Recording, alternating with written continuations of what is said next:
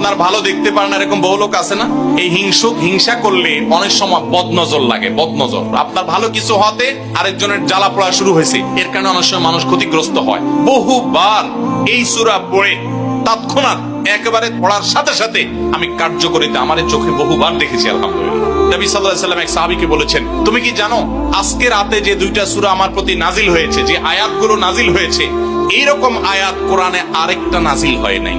আমার বাচ্চার কোনো অসুবিধা হলে মাঝে মধ্যে আমার মিসেস বলতেন যে একটু দোয়া পড়ে খুদাও তো। আমি আমার মিসেসকে সাথে সাথে বলি, কেন, তুমি দিলে কি সমস্যা? অনেক সময় বাচ্চাকে নিয়ে আসেন, হুজুর একটু তাকে দোয়া পড়ে ফু দিয়ে দেন, একটু পানি পড়ে দেন। আমরা কি দোয়া পড়ি আজকে সেটা আমি আপনাদের সামনে ফ্ল্যাশ করে দিলাম, জানিয়ে দিলাম। আপনার যদি কোনো বিপদ হয়, আজকে অনেক ভাই প্রশ্নে লিখেছেন, অনেক সময় মানুষ বলে, ভাই আমার বাচ্চাটার এই সমস্যা, আমার ওই ওয়াইফের এই সমস্যা, আমার স্বামীর এই সমস্যা, আমার এই সমস্যা। আমরা আল্লাহর কাছে আশ্রয় চাইতে জানি না। আজকে শিখে যান, এই 2টা সূরা নাজিল হওয়ার যে প্রেক্ষাপট, সেই ঘটনা শুনলে আমাদের ঈমান আরো বেড়ে যাবে ইনশাআল্লাহ। নবী সাল্লাল্লাহু আলাইহি ওয়াসাল্লাম একবার অসুস্থ হয়ে পড়েছেন, এবং অসুস্থতাটা এত মারাত্মক ছিল যে আম্মা জান আয়েশা রাদিয়াল্লাহু তাআলা বলেছেন, অনেক কাজ তিনি করেন নাই, অথচ তিনি বলতেন তিনি করেছেন, মানে তার মনে হতো তিনি করেছেন। আবার অনেক কাজ তিনি করেছেন, তিনি ভুলে যেতেন। মানে এরকম একটা অবস্থা তার তৈরি হয়েছে যে স্বাভাবিক না অস্বাভাবিক, আমাদের অনেকের হয়।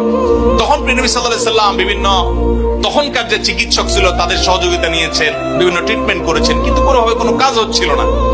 আল্লাহ রাব্বুল আলামিন তার নবী সাল্লাল্লাহু আলাইহি ওয়াসাল্লামের চিকিৎসার জন্য